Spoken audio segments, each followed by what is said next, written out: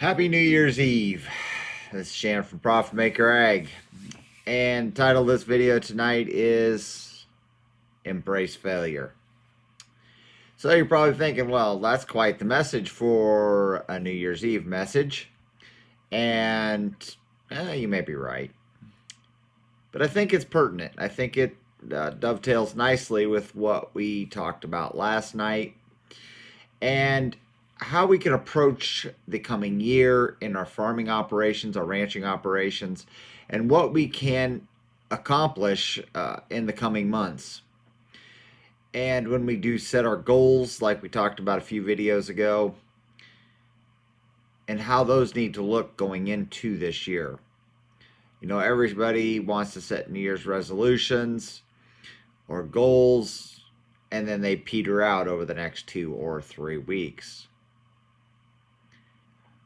I want to ask you to consider a different mindset, a different way to look at how we're going to approach this year. Dwayne, great to have you on this New Year's Eve. I hope everything is going great at your place. So let's do away with this New Year's resolution. Let's actually start setting goals that are going to be attainable but challenging. And make sure that we can continue to keep them first and foremost in what we look to achieve for this year. And part of that's going to be embracing failure. So we've kind of been working to this point, if you've watched the last few nights. But when we're embracing failure, what got me to thinking about this is I was going through some notes this week that I've taken at previous ProAgs that Conklin puts on throughout the winters. And one quote from Kip Cullers, this has been about 4 or 5 years ago, I guess now. I didn't look at the date on it. But he said the best way that we can learn what works and what doesn't on our farms, and this goes for ranches too, is to basically drive the bus off the cliff, kill the crop. And then we know what doesn't work. We know where the limit is for what we're doing. Now, we're not talking about doing this on the whole farm. We're taking, 5 acres. And do something radical, something that you've read or heard, and strive to kill the crop. Maybe you don't kill it. Maybe you boost it and it's extraordinarily profitable. And you can take it to 20 or 25 acres or 50 acres the next year, depending on how big your operation is. And you're still trying to fail. You're trying to see what's attainable and what isn't. If you would have told somebody 20 years ago, yes, in theory, we knew the genetic potential of a corn crop was 600 to 700 bushel per acre. But if you would have told my grandpa that 40 years ago, he would have laughed at you, probably tried to get you committed to an insane asylum. Because nobody could ever comprehend that that would be attainable. But we're no longer planting those genetics. We're no longer using most of the same equipment we were 40 years ago. I'm sure I know there are guys that are using the same equipment they bought 60 years ago. But the guys that have been on the cutting edge of pushing the boundaries of what is attainable embraced failure. They embraced the idea that, hey, we're going to break something. This may not work. This probably isn't going to work. But embracing failure, they realized, hey, maybe this didn't work, but we learned from this. Let's try this. And they weren't afraid. They didn't have that fear that, what are the neighbors going to think? Oh my gosh, what's my seedsman going to think? What's my chemical fertilizer advisors going to think? Who cares? Folks, you are the master of your own ship, the captain of your own ship, however you want to put it. Don't let somebody dictate to you what is possible and what isn't. Get a group of people that challenge you and engage with them and throw ideas out there and embrace at least one thing that you can try in the coming year. Like we talked about last night, go back, there were some great comments on last night's video about one guy tried soybean populations, different soybean populations. And there's been a lot of discussion, at least in the groups that and the people that I know over the last 3 years, 2 or 3 years, about playing around where that profitable level is on your soybean populations.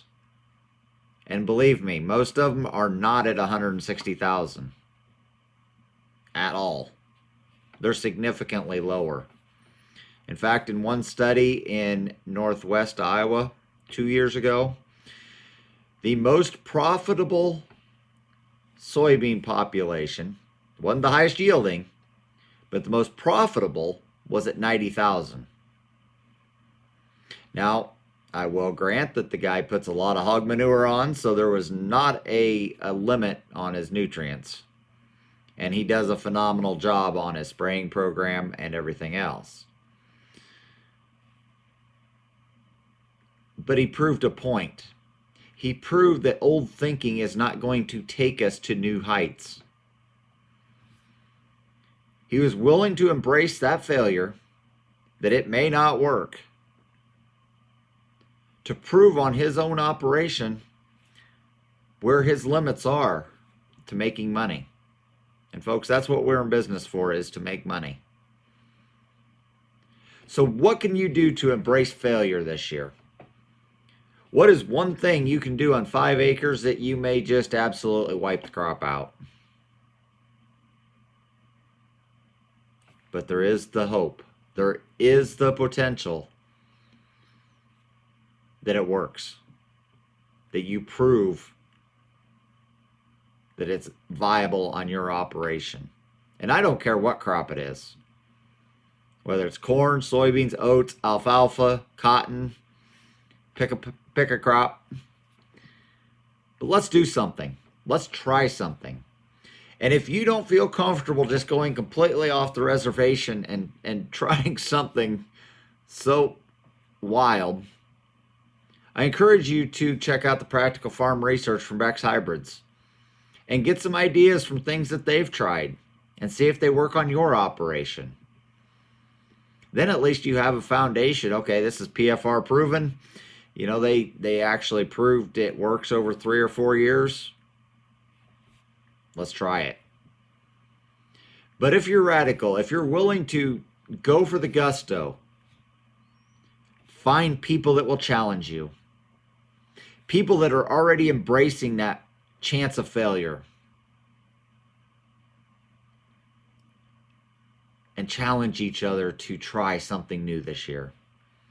Folks, we're at the end of this year. Let's just forget about this year. But there were some great opportunities. There were some encouraging things that happened. And let's bundle those up and let's move forward into more success as we move forward into next year. Folks, it's been a great journey. I appreciate everybody that gets on a pretty regular basis. Dwayne is one of the regulars, and he is much, much appreciated for joining in and listening to me on a variety of different subjects. So it's greatly appreciated, Dwayne. Thanks a million. And all the others that join me on a pretty regular basis, Jerica, Brittany, Ethan, Aaron, Noah has been on pretty regularly. Malcolm has been on here since we got connected about a month ago.